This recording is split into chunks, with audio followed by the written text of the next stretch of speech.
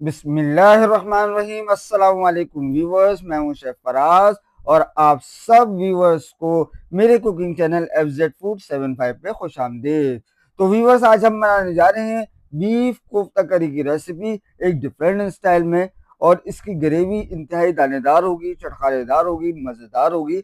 ऐसी ग्रेवी आपने कभी नहीं खाई होगी और ये यूट्यूब चैनल पे भी बहुत कम आपको देखने को मिलेगी और बनाना इंतहाई आसान है।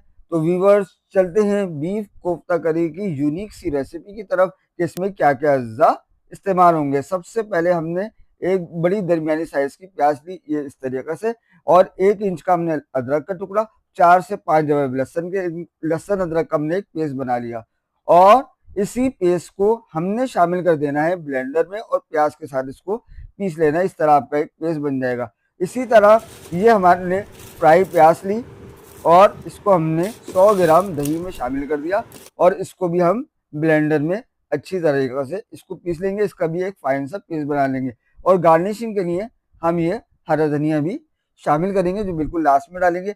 अब इसमें कुछ मसाला ज़्यादा इस्तेमाल होंगे, वो कुछ यूँ है। सबसे पहले ड्राई मसाले की तरफ नमक 1 टीस्पून ये हस्ब जायका है, लाल मिर्च पाउडर 1 टेबल स्पून हमने दिया है हस्ब जायका, 1 टेबल स्पून इसमें धनिया powder, half quarter tea spoon इसमें हल्दी पाउडर है, हाफ टी स्पून इसमें कश्मीरी लाल मिर्च, ये हमने जायके और कलर के लिए हमने इस्तेमाल करी है। साथ में कुछ खड़े गरम मसाले, दालचीनी है, 4-5 लौंगे, काली मिर्च और हरी इलायची।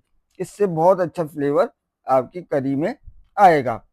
अब ये देखें, प्याज का हमने पेस्ट बनाया, इसी में लहसुन अदरक भी शामिल कर लिया। हम आपको पहले इसको तफसील से इसको बता चुके हैं किस तरीके से आपने सिर्फ 1 to 2 टेबल स्पून पानी डाल के। और ये वो पेस्ट है जो हमने दही और फ्राई प्याज का बनाया है। ये साथ में चने और खशकाश का पाउडर है, इसको भी हमने फाइन बारीक पीस लिया।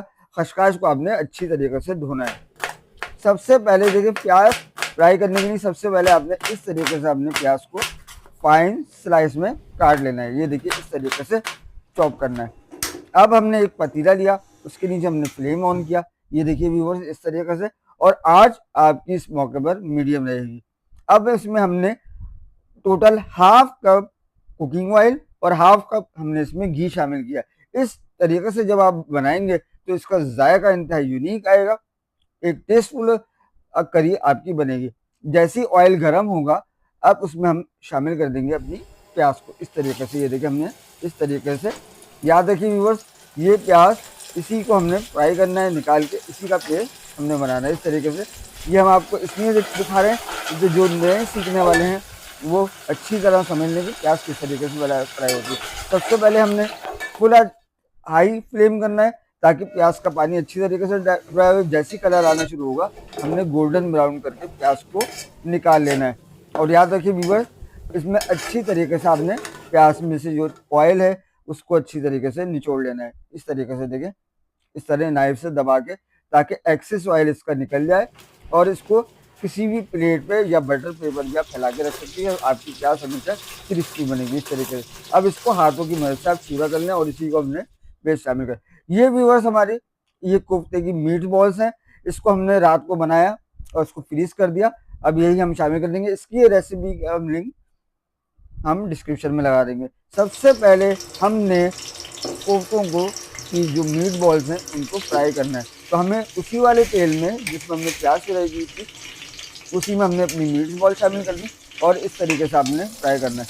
याद रखिए व्यूअर्स कि आपने शुरू में बिल्कुल स्पून नहीं चलाना है। 1 से 1.5 मिनट बाद आपने स्पून चलाना है और उसकी साइडें चेंज करनी है। और जब भी आप ये मीट बॉल फ्रीज करके रखेंगे, उसको फ्राई करने से आधा घंटा पहले निकालेंगे ताकि वो रूम टेम्परेचर पे आ जाए। इस तरीके से अलट पलट करके आपने एक अच्छा खूबसूरत सा गोल्डन ब्राउन कलर लेकर आना है इस तरीके से। ये देखें व्यूअर्स, ये माशा इसी तरीके से आप देखें, बार बार इसमें स्पून नहीं चलाना ताकि हमारी मीट बॉल टूटे नहीं। ये देखिए व्यूअर्स, एक अच्छा से ब्राउन कलर आ गया। अब इसको एक अलग से हमने सेपरेट प्लेट में इसको निकाल लेना है। और ये याद रखिए व्यूअर्स, ये वही ऑयल और घी है जिसमें अपनी प्याज को फ्राई किया था। इससे बहुत अच्छा फ्लेवर के कोफ्तों में आएगा, करी में आएगा। अब ये देखिए, उसी ऑयल में को हमने दोबारा हमने पतीले में शामिल किया और इसमें कुछ खड़े गरम मसाले जो हमने आपको बताए थे वो हमने इसमें शामिल कर दिए। इसको आधा मिनट तक हम इसमें कड़कड़ाएंगे ताकि इनका फ्लेवर ऑयल में आ जाए गरम मसालों का, जिसमें दालचीनी है, छोटी इलायची, लौंगे, काली मिर्च, ये सब शामिल है।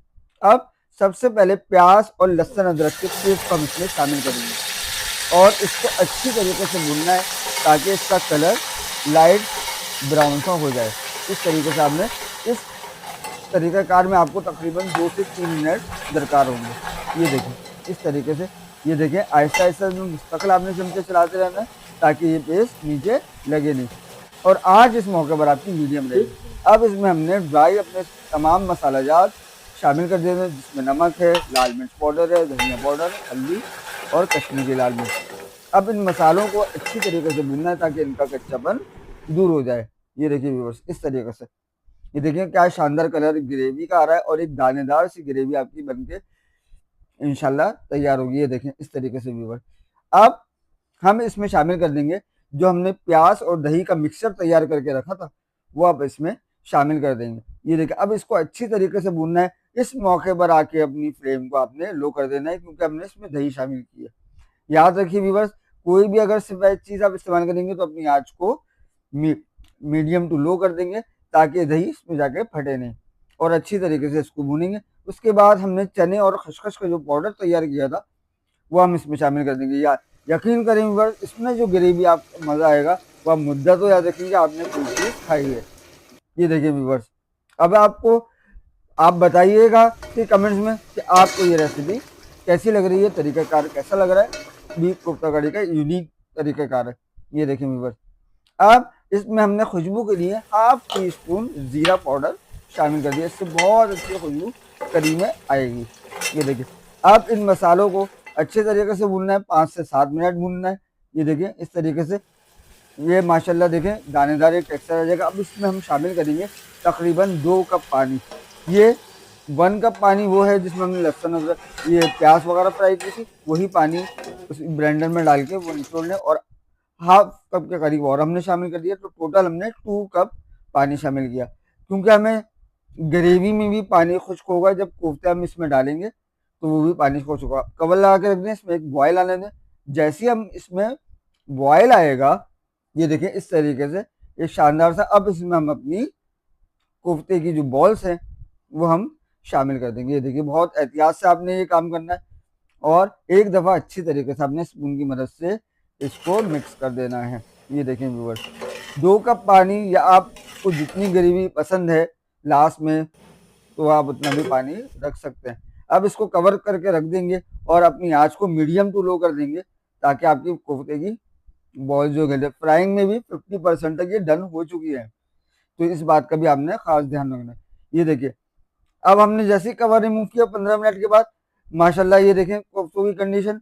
इस मौके पर आके हमने 1 टीस्पून हरा धनिया इसमें ज़ीरा पाउडर शामिल कर दिया और हरा धनिया भी ये देखें गार्निशिंग के लिए शामिल कर दिया। ये देखें आप खुद देखें कलर कितना खूबसूरत इसमें कलर आ रहा है। ये देखें माशाल्लाह तरी सारी ऊपर आ चुकी है। इसका मतलब है हमारी मीट बॉल्स अच्छी तरीके से टेंडर हो चुकी हैं, गल चुकी हैं। अब इसको हमने 5 से 7 मिनट तक दम देना है। इस तरीके से एक भारी पत्थर रख दें। अब जैसे हम इसको रिमूव करेंगे, ये देखें माशाल्लाह अल्हम्दुलिल्लाह हमारी बीफ कोफ्ता करी तैयार है बनके। ये देखें क्या गाढ़ा गाढ़ा टेक्सचर इस कड़ी का आया है और जब आप इसमें कोफ्ते को खाएंगे तो इंतहाई जूसी और नरम होंगे और मुंह में घुल जाने वाले होंगे। ये देखिए व्यूअर्स इस तरीके से। और ये ग्रेवी आप देखें, ये मुलाहिजा करें आप, ग्रेवी कितनी गाढ़ी और इसमें फुल तरी भी इसमें ऊपर आई हुई है। तो ये देगी स्टाइल में हमने बीफ करी आपके सामने एक यूनिक स्टाइल में बनाई है। तो उम्मीद है कि आपको ये बीफ करी की रेसिपी पसंद आई होगी। अब हम इसको फाइनल हमने इसको एक खूबसूरत से बॉल में डिश आउट कर लिया है और इसके ऊपर जस्ट हमने हरा धनिया की गार्निशिंग करी है। चाहे तो जूलियन कट अदरक और हरी मिर्चें भी इसको गार्निशिंग के तौर पे इस्तेमाल कर सकते हैं।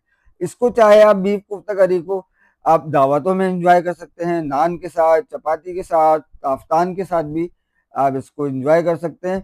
आप मेहमानों को दीजिए, जब इंशाल्लाह आप इसको बनाएंगे तो आपकी तारीफ किए बगैर कोई नहीं रह पाएगा। तो उम्मीद करते हैं कि आपको बीफ कोफ्ता करी की रेसिपी पसंद आई होगी। अगर मेरी रेसिपी आपको अच्छी लगे तो मेरी इस वीडियो को एक लाइक करिएगा, इस पर प्यारा सा कमेंट लाजमी तौर पे करिएगा और चैनल को फ्रेंड्स एंड फैमिली मेंबर ने शेयर करें, चैनल को सब्सक्राइब करें, बेल आइकन पर लाजमी प्रेस करें। तो मिलते हैं व्यूअर्स नेक्स्ट रेसिपी में, जब तक के लिए अल्लाह हाफिज।